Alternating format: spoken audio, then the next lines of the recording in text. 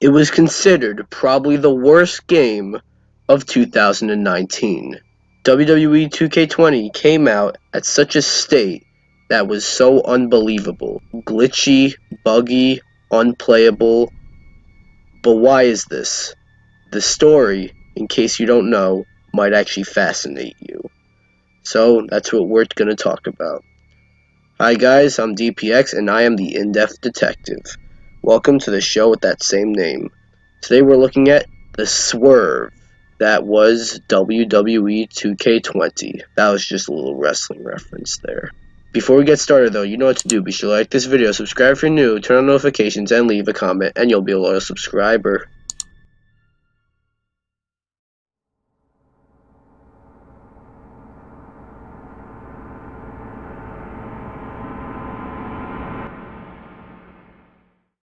Yukes, the company who develops these WWE games, actually stopped.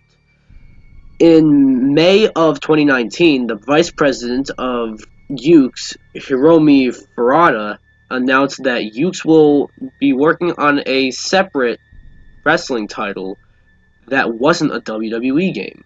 I quote her in saying, "Having no competitor isn't healthy at all. When we had competitors in the wrestling space, we were more determined not to lose, and that was a good motivator for creating something great.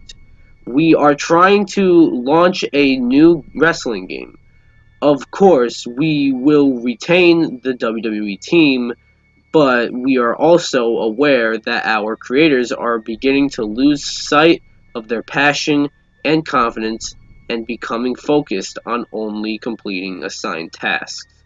That's not the direction Yukes wants to go in, so in order to compensate, we're going to start a new wrestling project." Very shortly after, though, 2K Games announced that Yukes will no longer be at the helm 2019's version of the WWE game. The thing, though, is that the game was 2 months away from coming out, and Farada still mentioned that they're maintaining the WWE team.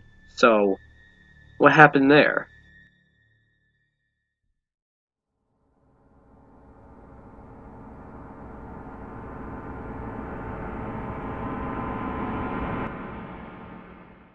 It turns out Yukes kind of got a bit sick of developing the same game series, and essentially, the same game every year.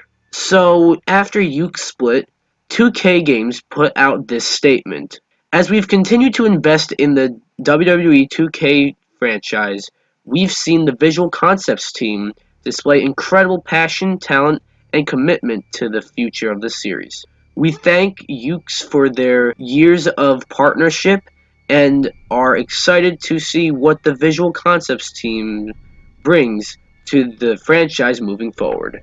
However, visual concepts were on a bit of a crunch and only had a couple of months to put the game together. So what came of that?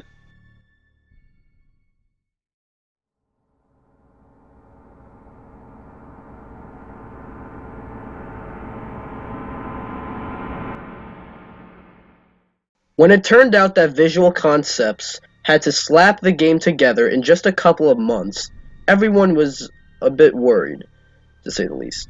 Justin Leeper, writer of the Road to WrestleMania mode in the prior WWE games, described the process like this. And this is the result that happens when you don't have those people who will work harder than seemingly humanly imaginable, like Yukes did. And I kind of compare it to, let's say you had an apartment for 20 years, living in that same apartment, and your landlord comes to you and says, "You got to leave this apartment, but leave all your stuff there." And you leave, and he immediately brings somebody else in and says, "Now you have to live in this apartment, make it work." And the new tenant is going, "Well, I don't know where's the key. I don't know how to unlock this door. What light switch does what? How do I start the burner without setting the building on fire?" And that is what has happened with the two WWE game series.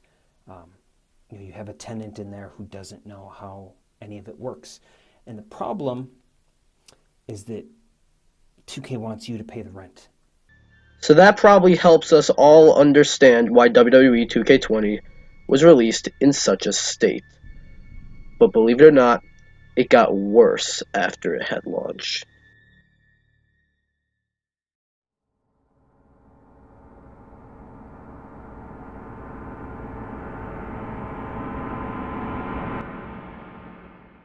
WWE 2K20 was a buggy mess, to say the very least. But that's just the game. If you look at some of the other things that had to do with the game, everything about this game's existence is disastrous. Sure, the game is unfinished and missing modes and features, and it's no wonder why footage of the game was never seen till 2 weeks before the game launched.